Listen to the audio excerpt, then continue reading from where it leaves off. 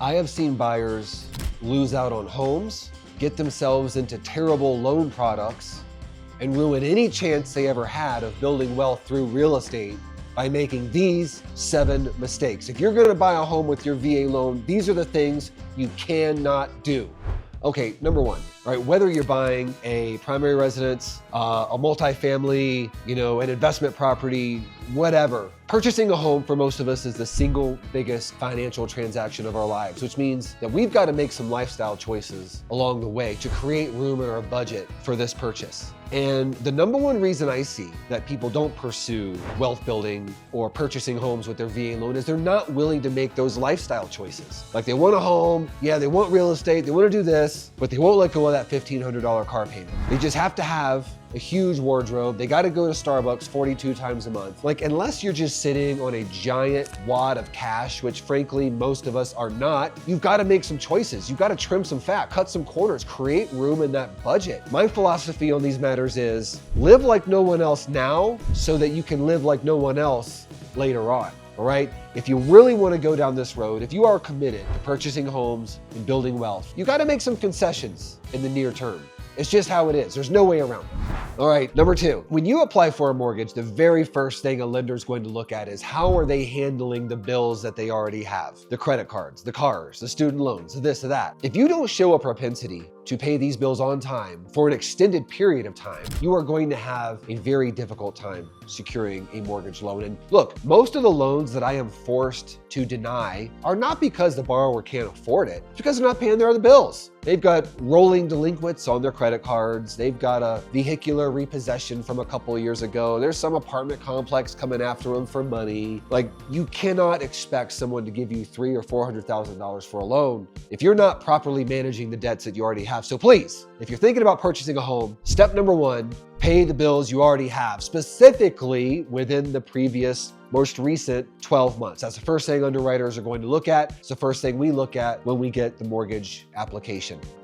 Okay, number 3, failing to assess the market. And this is for buyers and sellers, really. And what that means is taking a look at the environment and understanding where you stand. Is it a buyer's market? Is it a seller's market? Is it fairly even? Is your particular market bucking any nationwide trends? So many buyers and sellers just don't understand where the market is, so they come in with extremely unrealistic expectations. So right now, rates are high. Many buyers have taken themselves out of the game. So those whom remain actually have a lot of pieces of leverage that buyers haven't had in quite a while. The field has tilted in most areas into the buyer's favor, which means you can ask for seller concessions to pay the closing costs, to buy down your interest rate. You can dictate closing timelines. You can get home repairs done based off of the home inspection. So things are fixed and remedied prior to you taking occupancy. But you don't know to ask this stuff if you don't really understand the market conditions. Conversely, when rates come down and they're lower, let's say like they were in 2019, 2020, 2021, you don't have that leverage. So if you come in asking for the moon, they're probably going to pick somebody else. And if you're selling a home, like, this is just as important. Like, you have to understand what the demand is for homes in your area right now.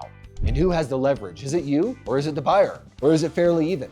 Okay, gotta understand market conditions. If you don't, this is one of the most important aspects of tying in with a real estate agent, because that is their job, is to teach you the current market conditions and the considerations for that particular market.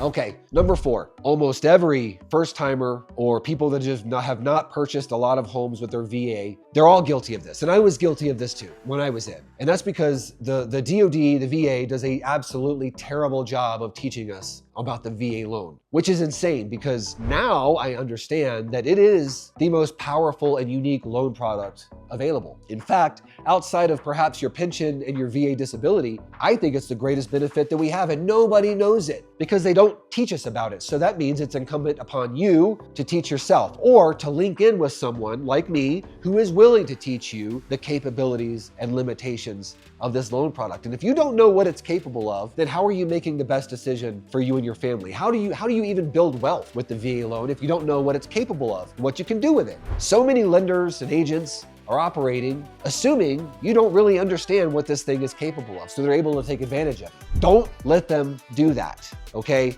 Basically, what I do every single day is phone calls, Zoom calls, videos like this, where I'm teaching people just like you how to use this product, what you can do, can't do, how much money you can spend, how many homes you can hold on your entitlement at a single time, the rules with rentals, all of it. So if you feel like you need to get more educated and you don't know anything about it, reach out to me.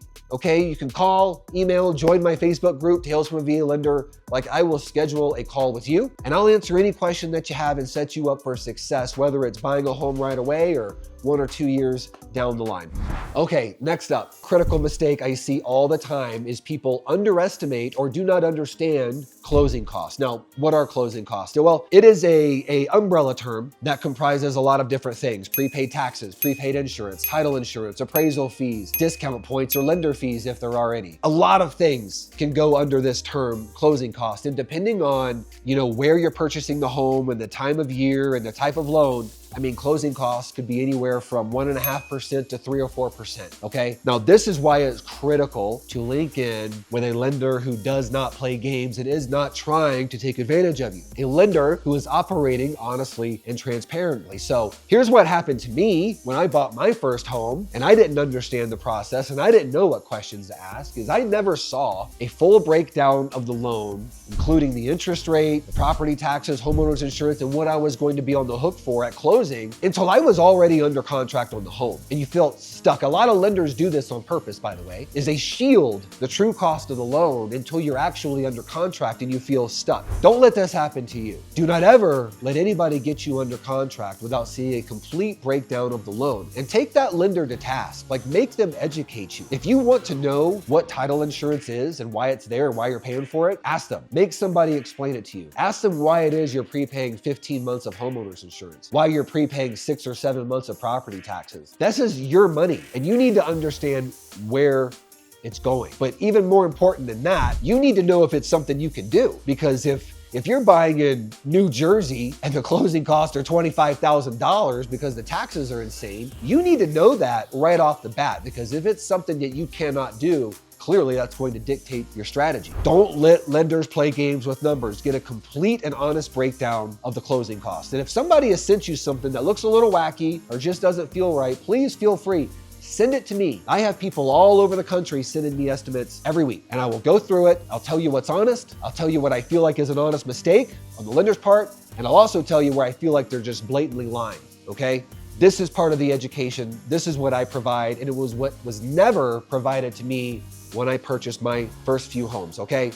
Make sure you understand closing costs and you have a realistic idea of what it's going to look like.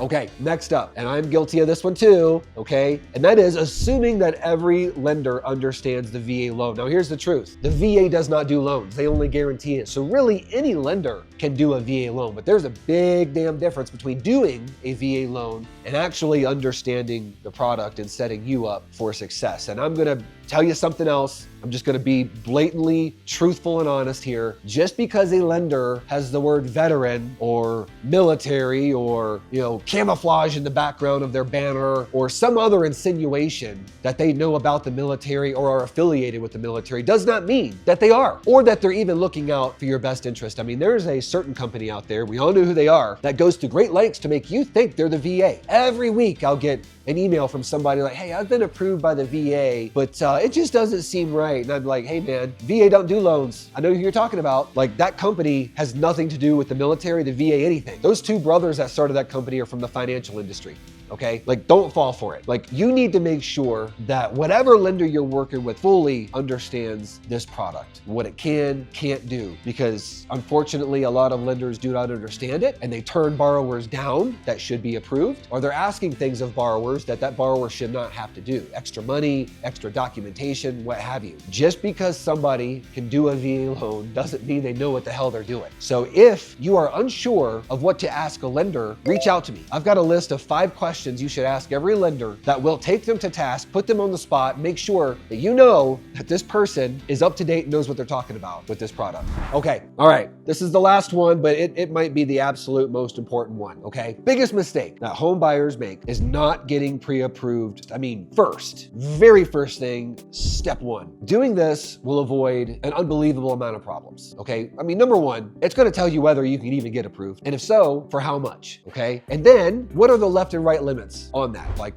can you only spend up to a certain amount? Are you gonna have to pay off some auxiliary debt? Are you gonna have to bump up your credit score just a little bit in the meantime? Like, these are things that will come out of you getting that application in right away. You start getting visibility on your approval, and what it will allow a lender to do, an honest lender anyways, is when you send them listings that you're interested in, 123 Main Street, they should do a fully itemized cost estimate based off of not only that home, but your unique financial profile. So the rates that you are qualified for, the fees and pricing and all that, like as accurate as it can possibly be. So this is what I see happen way too often. Okay, there's two disaster scenarios. Here's number one. Borrower and borrower spouse, they start looking at homes on Zillow, they start going to open houses. God forbid, they start having agents take them around on showings, and they get attached to a very specific price point. And then, once they are emotionally attached to a very specific kind of house, then they go to the lender. Hey, I wanna go get pre-qualified for this amount. Okay, lender does their due diligence, and you can only get qualified for $50,000, $100,000 less than the price point where you've been shopped. That's not good, because $100,000 difference between a home is like night and day, okay? And you've already gotten emotionally attached up here, and then coming down here feels like a massive, massive defeat. Here's the other disaster scenario.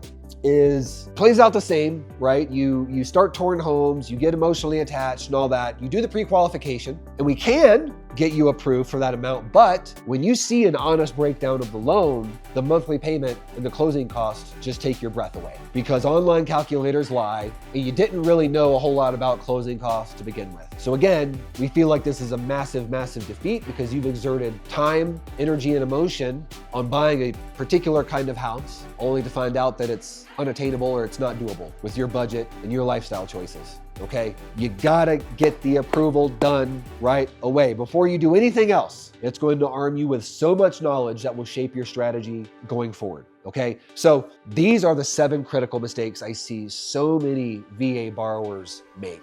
Okay, don't do it. If you have questions on any of this stuff, please reach out. We can talk any of this through. Like I said, I will look at any loan estimate or fee sheet that you've been given. I'll answer any questions about your entitlement. I want to set you up for success and not have you make the same mistakes that I did.